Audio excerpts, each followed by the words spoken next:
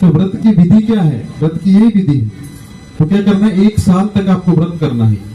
रोज भगवान को भोग लगाना है, उनकी आरती करनी है और तुलसी का दिया लगाना है। ठीक है, हम करेंगे। तो उसमें अभी पंडित जी आए होंगे यहाँ पे, है ना, स्थापना करने, फिर चले जाते हैं, फिर लास्ट दिन आएंगे। ऐसा है? आरती तो आप खुद ही कर लेते होंगे, रोज आते हैं? अच्छा, ठीक है, आपके पंडित जी अच्छे हैं। तो क्या हुआ, एक पंडित रखना पड़ता है यज्ञ के, मतलब व्रत के लिए। उसमें सनत कुमार 4 भाई हैं, सनक, सनंदन, सनक, सनकादि। ये 4 भाइयों में सबसे बड़ा जो है सनत कुमार है। तो सनत कुमार को बोला कि ये यज्ञ के पुरोहित बनेंगे।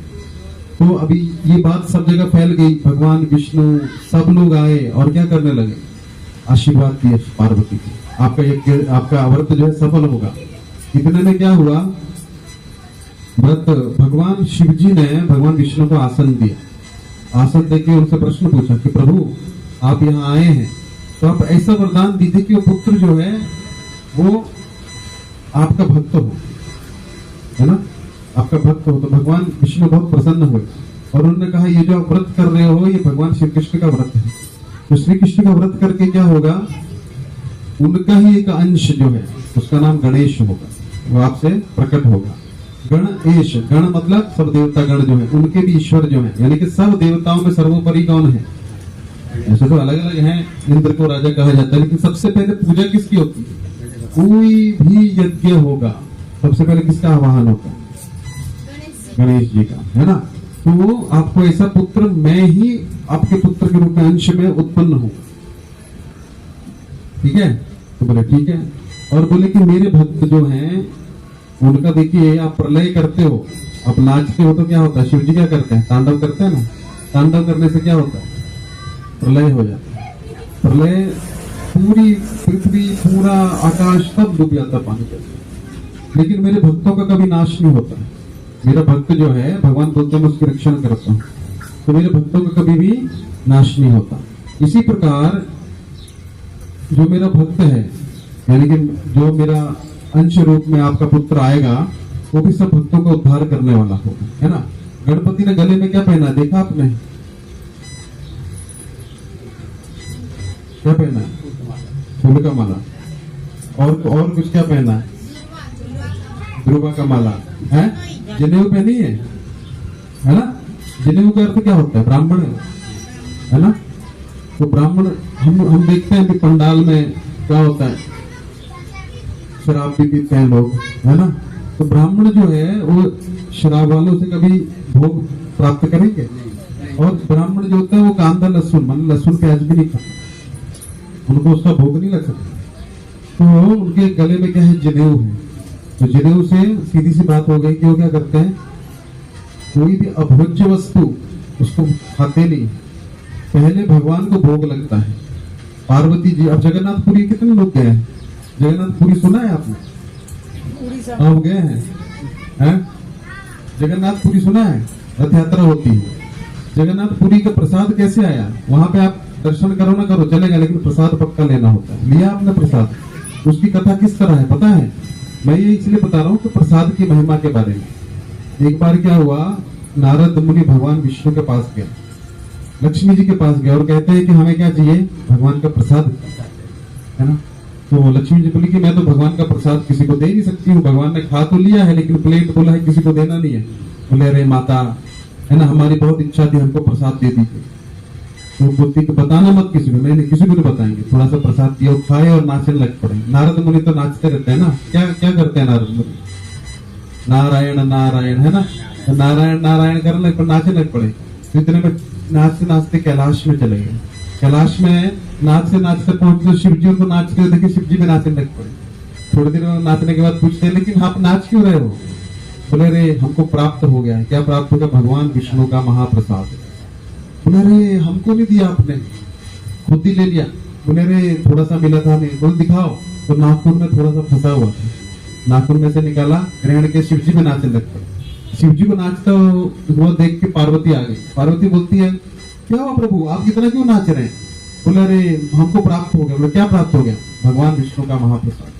तो नाराज हो गई। अभी पति कुछ ग्रहण कर ले और पत्नी को ना दे तो पत्नी नाराज हो जाएगी। बोले कि अरे आपने हमको नहीं दिया, आप हमें बोलते हो कि आप हमारी धर्म पत्नी है, धर्म पत्नी के बिना ही आपने ले लिया।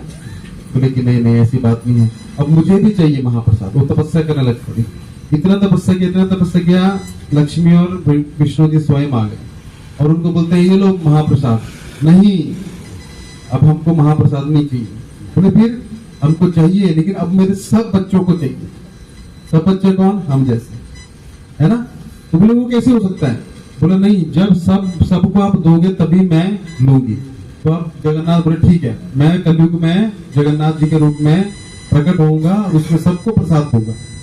और वो प्रसाद जो है पहले जगन्नाथ जी को भोग लगता है, उसके बाद विमला देवी का मंदिर है, मतलब पार्वती का, वहां पे जाता है, फिर भोग लगता है, फिर बाहर आता है। तो एक विधि होती है भोग लगने की। डायरेक्ट आप किसी को भी कुछ भी दोगे तो डायरेक्ट नहीं खाता है, पहले किसको भोग लगता है? भगवान को भोग लगेगा, फिर वो लोग खाते हैं। तो इस प्रकार से क्या होता है, जनेऊ जो धारण करने का मतलब आप समझ गए। और फिर क्या हुआ, उसके बाद ऐसा वरदान देकर चले गए। जब व्रत समाप्त हो गया तो पंडित जी को दान दक्षिणा देनी पड़ती है कि नहीं? हम तो पहले पता होता है कितना देना है ना, पहले ऐसा नहीं होता था, पहले फिक्स कर लेते हैं ना। हाँ फिक्स होता है ना, पहले ऐसा नहीं होता था, नहीं होता था ना। जितना आप खुशी से दे दो, 1 रुपए भी दोगे तो खुश रहना पड़ेगा, 1000 दोगे तो भी खुश रहेगा। ब्राह्मण का काम होता है। ब्राह्मण अगर मांगने लग पड़े तो क्या होगा, वो बनिया हो जाएगा, है ना। बनिया क्या करता है, इसका कितना रेट है? 10 रुपए फिक्स है ना। ब्राह्मण का ऐसा नहीं, वो ब्राह्मण अगर व्यापार करने लग पड़े तो ब्राह्मण नहीं रहेगा, उसको भगवान की इच्छा पे आश्रित रहना पड़ता। आज भगवान की इच्छा में भूखा तो सो जाएगा। आज भगवान की इच्छा है 56 भूख खाने की, खिला दिया, खाएगा, खुश रहेगा। और हर स्थिति में उसको खुश रहना चाहिए। तो क्या हुआ, दक्षिणा का समय आया तो सनत कुमार बोलते हैं, तो पार्वती बोलती है आपको क्या दक्षिणा चाहिए? बोले हमको ना शिव जी चाहिए। बोले अरे ऐसे कैसे हो सकता है, शिव जी को क्यों मांग रहे हो आप?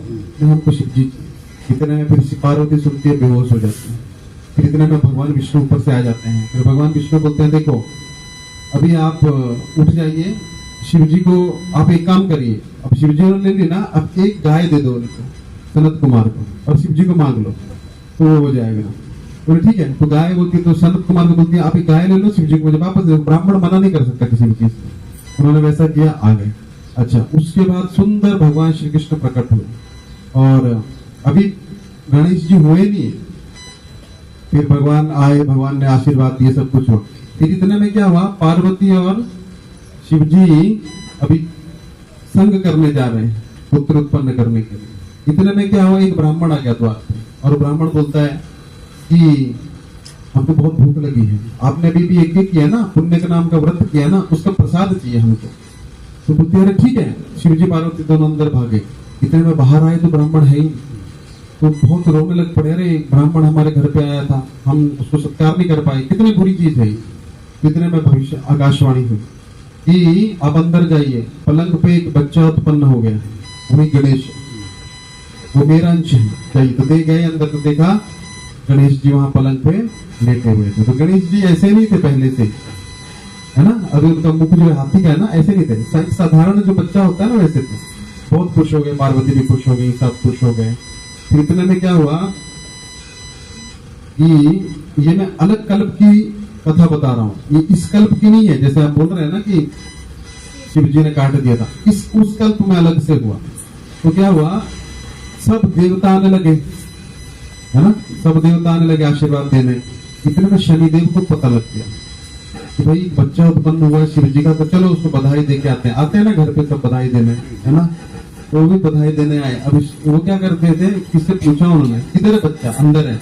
अब शनि की दृष्टि पड़ जाती है तो व्यक्ति का क्या हो जाता है? आप 7.5 जानते हैं, आप में से है किसी को? अब भुगत के गए, भुगत लिया ना, हाँ पता नहीं चलेगा। वो पंडित जी को दिखाइए, बताएगा। नाम राशि पे पता चल जाता है ना। हाँ किस पे चल रही है नाम, राशि पे नाम रखते कहाँ है आज, पहले पे कहाँ रखते? पहले तो कौन रख रहे थे? वो नाम राशि अलग हो जाती है, कुंडली की राशि अलग हो जाती है, तो पता नहीं लगता है। लेकिन किसी का परफेक्ट डेट टाइम हो तो पता लगेगा तुरंत। तो शनि की जिस पे दृष्टि पड़ जाती है ना, उस व्यक्ति का बुरा कुछ चालू नहीं होता, उसका कर्मों की सजा शनि देता है। कोई भी चीज जो है वो ऐसा नहीं कि शनि कुछ दे रहा है आपको, ये ग्रह कुछ दे रहे हैं, वो हमारे ही कर्म है। आपके घर में 5,000 रुपए आया, पोस्टमैन लेके आया, आप क्या करोगे? गले लगा लोगे, अरे कितना अच्छा है, बैठो खाना वाना खा के जाना, नहीं ना, थैंक यू कर दोगे बस। क्यों? क्योंकि आपको पता है वो नहीं है देने वाला, देने वाला किसी ने भेजा है। उसी प्रकार हमारे कर्मों का फल जो है हमारा पड़ोसी दे रहा है, पति दे रहा है, पत्नी दे रही है, ऐसा नहीं, वो तो खाली डिलीवर कर रहे हैं। असली क्या है? असली जो कर्म है वो हमारे ही है कि नहीं? हमारे हैं ना। तो हमारे कर्मों के बिना कोई हमको सुख और दुख नहीं दे सकता। तो शनि जो थे वो अपना थोड़ा सिर जो था झुका के चल रहे थे, किसी को देखते नहीं थे, ऐसे ऐसे चल रहे थे। तो सब समझ के शनिदेव आ गए, सबको प्रणाम किया, भगवान विष्णु को प्रणाम किया, यमराज जी को प्रणाम किया, सूर्य देव उनके पिता हैं उनको प्रणाम किया, लेकिन देखे नहीं किसी की तरफ, है ना। तो इतने में पार्वती बोला कि बच्चे का दर्शन, सब घबरा गए। अब ये बच्चे के पास जाएगा और दृष्टि डाल दिए तो क्या होगा? उसका हो जाएगा, है ना। तो जाते हैं तो पार्वती जी को देखते नहीं, अंदर जाते हैं, ऐसे देख रहे हैं नीचे। पार्वती जी बोलती है, अरे क्या हो गया, आप नीचे क्यों देख रहे हैं? मेरे बच्चे का दर्शन करिए, आशीर्वाद दीजिए। बोले नहीं देवी, मैं वो भगवान श्री कृष्ण के बहुत बड़े भक्त हैं शनिदेव। तो बोले कि नहीं, आप ऊपर क्यों नहीं देख रहे हैं? अरे आप देवी जानते नहीं है, मेरी दृष्टि जिस पर पड़ जाती है उसका पूरा समय चालू हो जाता है। करते तो सब अपने कर्म का है, लेकिन क्या है, मैं कर्म की सजा देता हूँ, है ना, मैं कर्म की सजा दूंगा। तो उसका कर्म जब चालू होगा तो उसका 7.5 ही चालू होता है, तो उसका सब मैं निकाल देता हूँ सजा देके। तो लोग अपने कर्मों का भुगतते हैं, लेकिन नाम मेरा खराब करके रखते हैं। बोले क्यों ऐसा?